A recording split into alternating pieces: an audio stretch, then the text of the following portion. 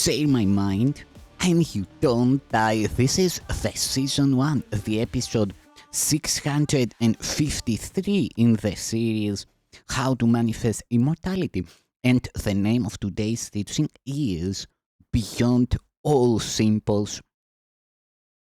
Power cannot oppose, for opposition would weaken it, and weakened power is a contradiction in ideas. Weak strength is meaningless, and power used to weaken is employed to limit. And therefore, it must be limited and weak, because that is its purpose.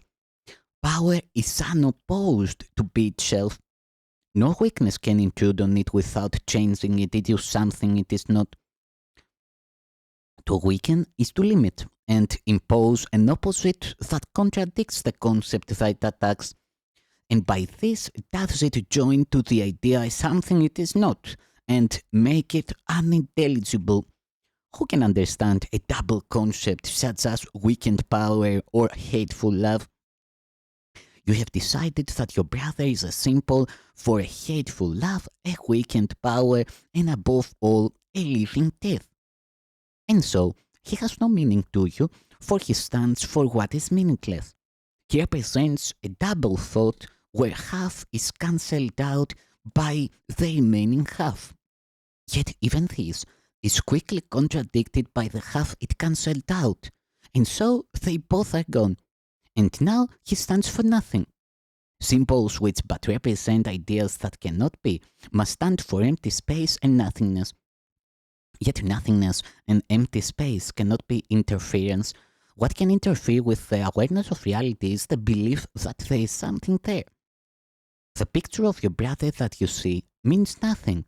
There is nothing to attack or to deny, to love or hate, or to endow with power or to see as weak.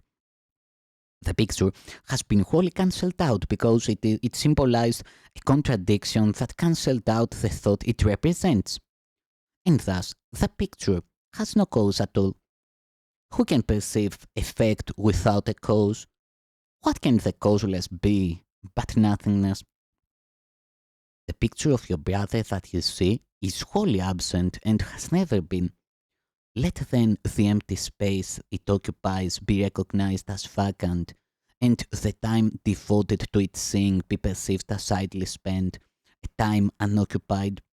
An empty space that is not seen as filled, an unused interval of time not seen as spent and fully occupied, become a silent invitation to the truth to enter and to make itself at home. No preparation can be made that would enhance the invitation's real appeal. For what you leave as vacant, God will fill, and where he is, there must the truth abide. Unweakened power with no opposite is what creation is. For this, there are no symbols. Nothing points beyond the truth, for what can stand for more than everything? Yet true undoing must be kind, and so the first replacement for your picture is another picture of another kind. As nothingness cannot be pictured, so there is no symbol for totality. Reality is ultimately known without a form, unpictured and unseen. Forgiveness is not yet a power known as wholly free of limits, yet it sets no limits you have chosen to impose. Forgiveness is the means by which the truth is represented temporarily. It lets the Holy Spirit make exchange of pictures possible until the time when aids are meaningless and learning done.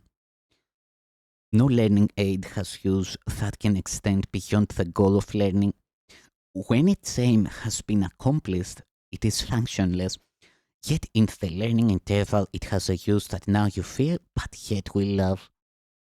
The picture of your brother given you to occupy the space so lately left unoccupied and vacant will not need defense of any kind, for you will give it overwhelming preference, nor delay an instant in deciding that it is the only one you want. It does not stand for double concepts, though it is but half the picture and is incomplete. Within itself, it is the same. The other half of what it represents remain unknown, but is not cancelled out, and thus is God left free to take the final step himself. For this, you need no pictures and no learning aids, and what will ultimately take the place of every learning aid will merely be. Forgiveness vanishes, and simples fade, and nothing that the eyes have ever seen or ears have heard remains to be perceived.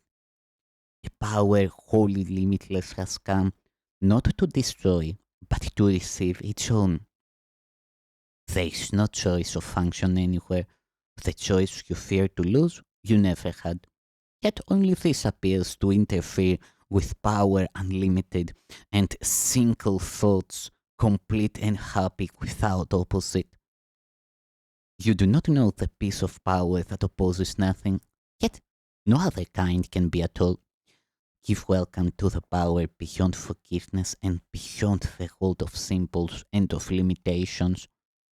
He would merely be, and so he merely is.